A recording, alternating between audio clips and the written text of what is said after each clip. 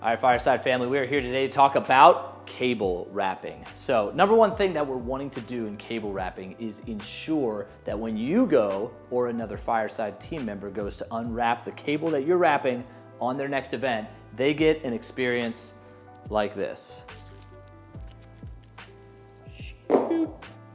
Perfectly comes out, nice and easy, no tangles, whether you're dropping it on the floor to walk it out or you're walking and you're like trailing it behind you. You want it to be able to unravel smoothly without any obstructions. When you don't take the time to wrap your cables perfectly, you end up with something more along the lines of this.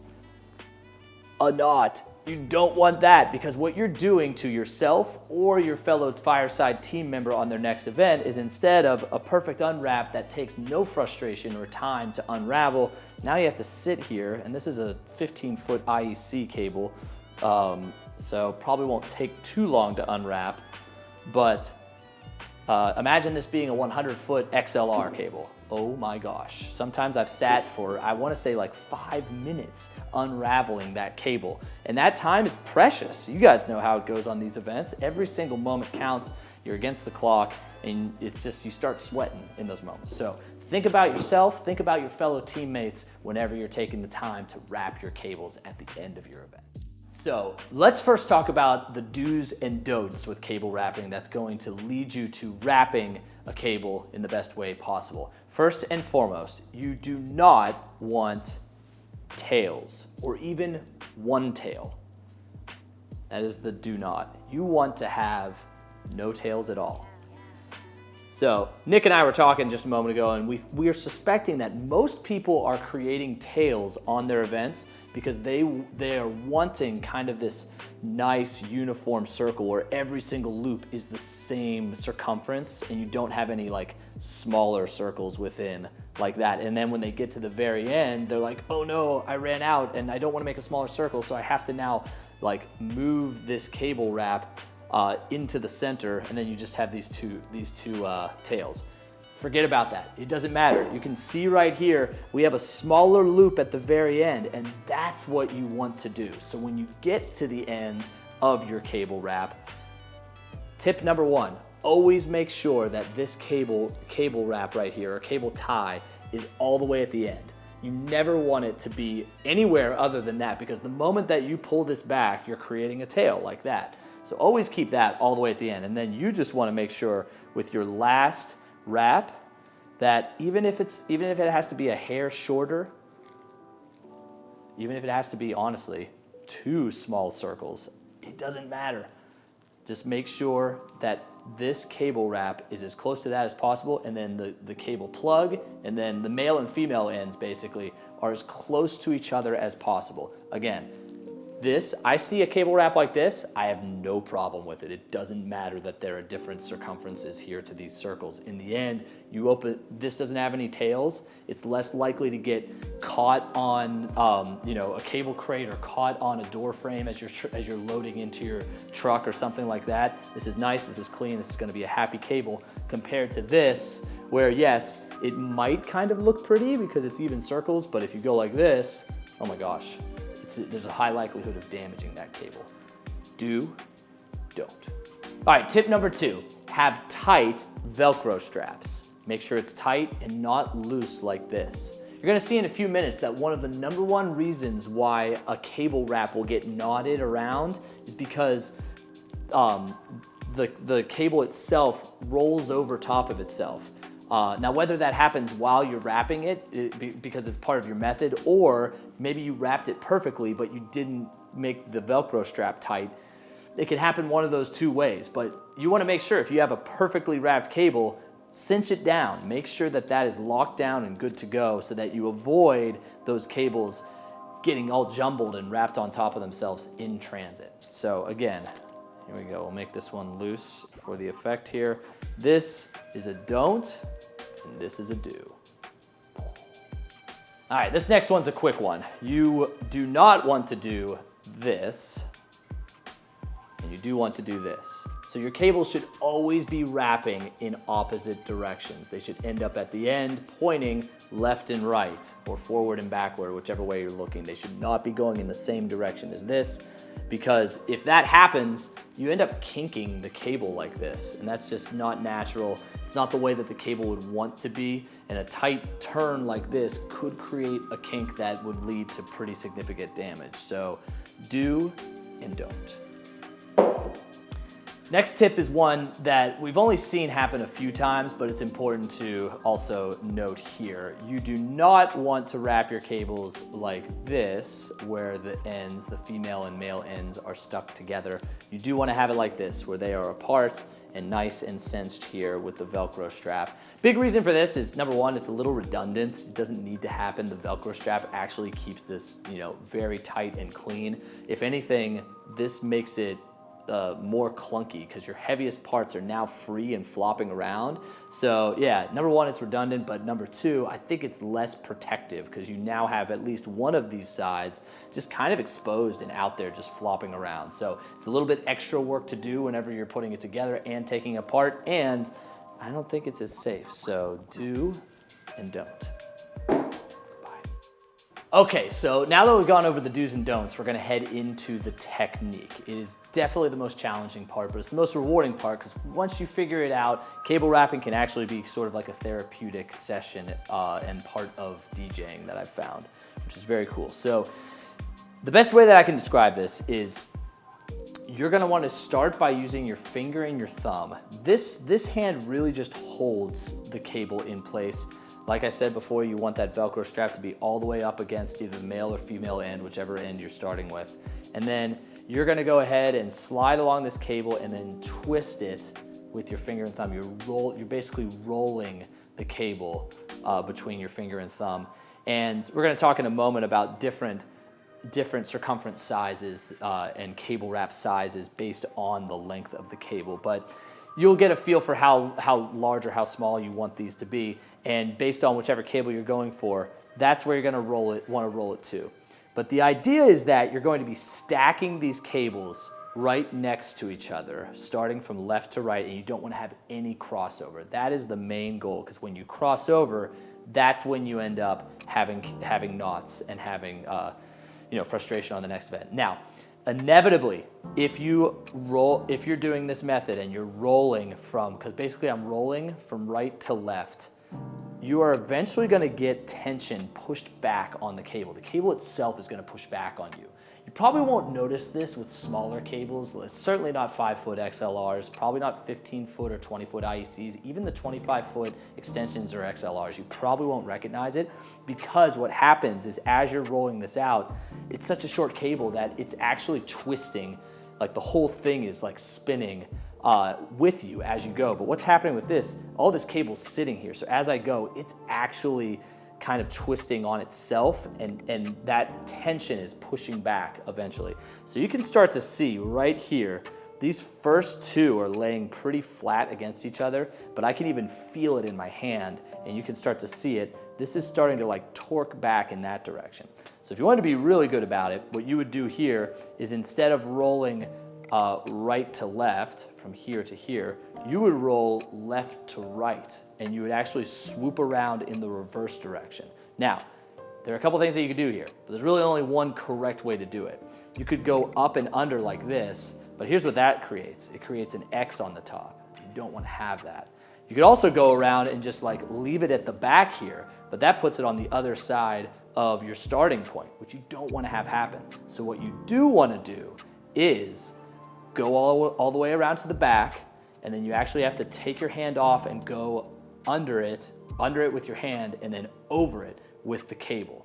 I know it's probably a little confusing, so I'll show it to you again in just a moment. But now your cable's lying flat, you've got these all in 4, there's no X's. So now that I've done that, it's kind of worked my cable back out, so I should be able to roll right to left a few more times until I start feeling that tension again. I'm actually feeling it already, and I'm seeing it right there. So let's go ahead, we're gonna go left to right this time, and we're gonna go behind. And if I could go through my arm, I would, but I can't, so I'm gonna grab that, and I'll just go up and over and into the front. And now we're continuing to go stacking from left to right, nice and even. There's something in the industry called overpaid or overworked, underpaid. That's what it's called. You can just call it over under if you want to. But basically, a lot of people believe you just go over and then you go under every single time. I think that's a little intense, but it's definitely the surefire way to guarantee that you'll never get that kink up sort of situation. I, for one, get a little bit, what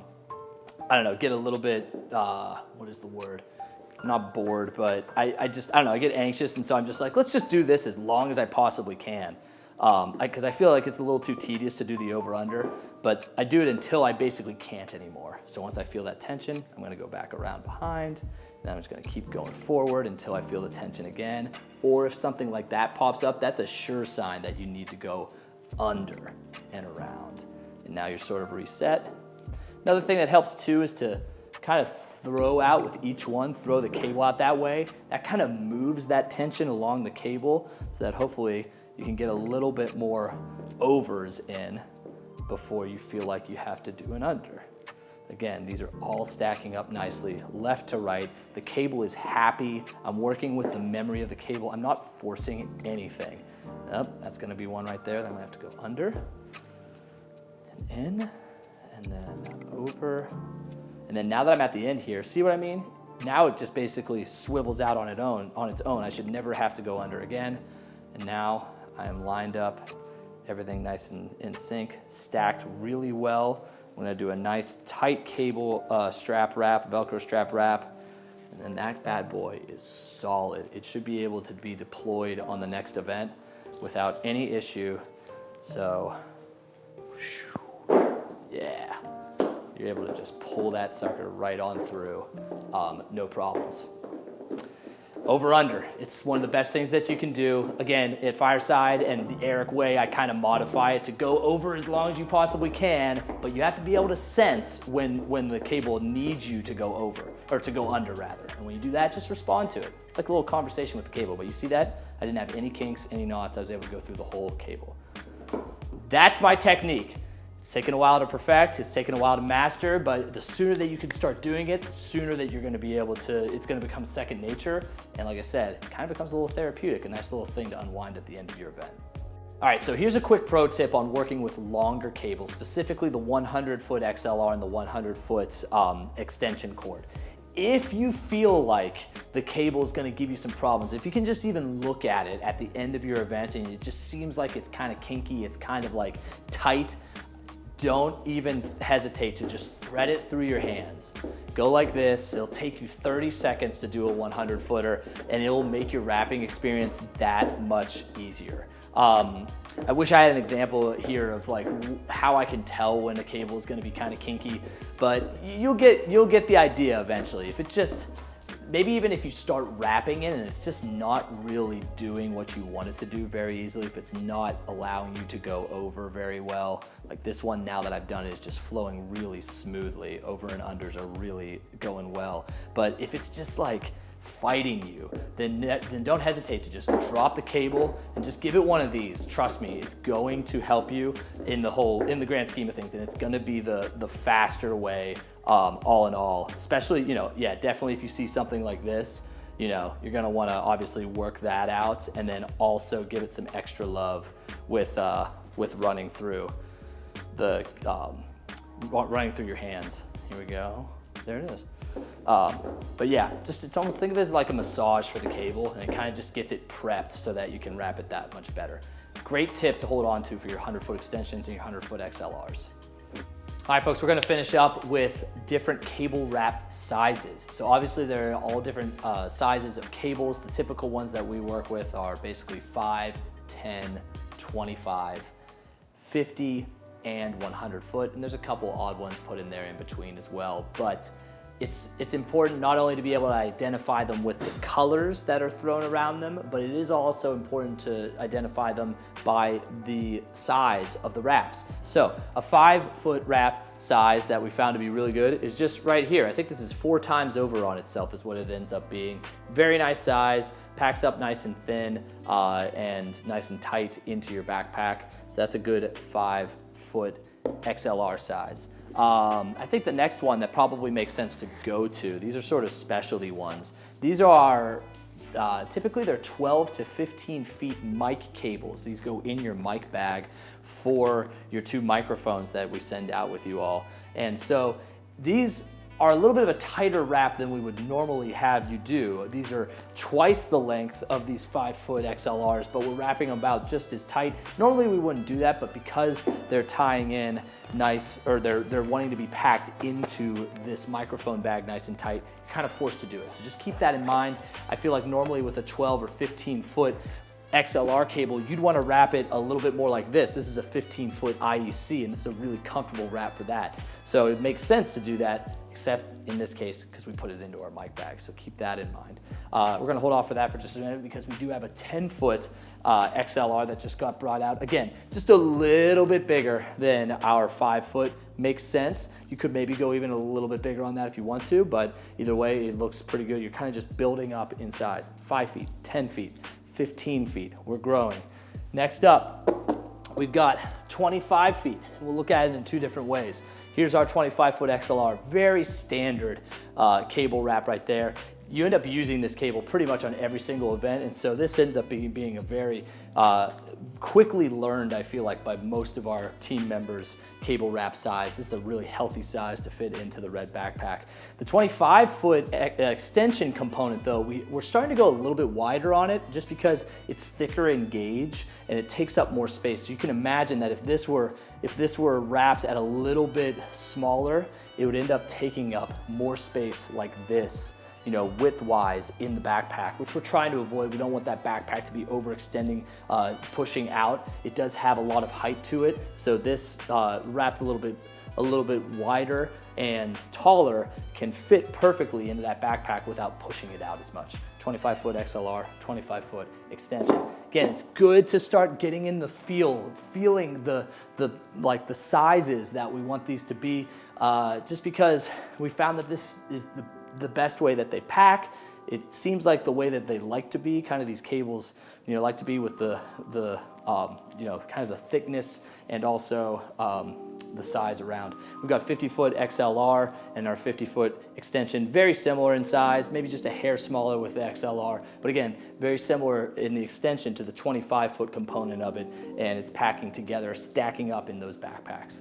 Now you can see with our 100-foot components, we're going really big on these. And I mean, it should be pretty straightforward, but the big reason is that they're long, so they need to be a little bit wider, and they're not being packed into backpacks. So you don't have to confine it to a circumference that'll actually slide to the red backpacks. These are always packed into our cable crates, so they can be bigger because of that, but they actually should be bigger, especially with this extension cord, because you'll find as you're wrapping this, the smaller you go with this loop, the wider, I mean, basically the smaller you go, the more times you have to wrap around, right? And the more times you have to wrap around, the wider this amount of cable is that you have to hold with your hand. So this cable, I don't know, probably 15 pounds? I don't know, something like that. But it's not super light is what I'm trying to say. And a heavy weight on top of a large amount of cables that you're trying to grip just adds to the difficulty in wrapping it. So do yourself a favor, start out wide, and you'll end up with less of a crazy amount of cable to grip as you go, and it'll make your life easier.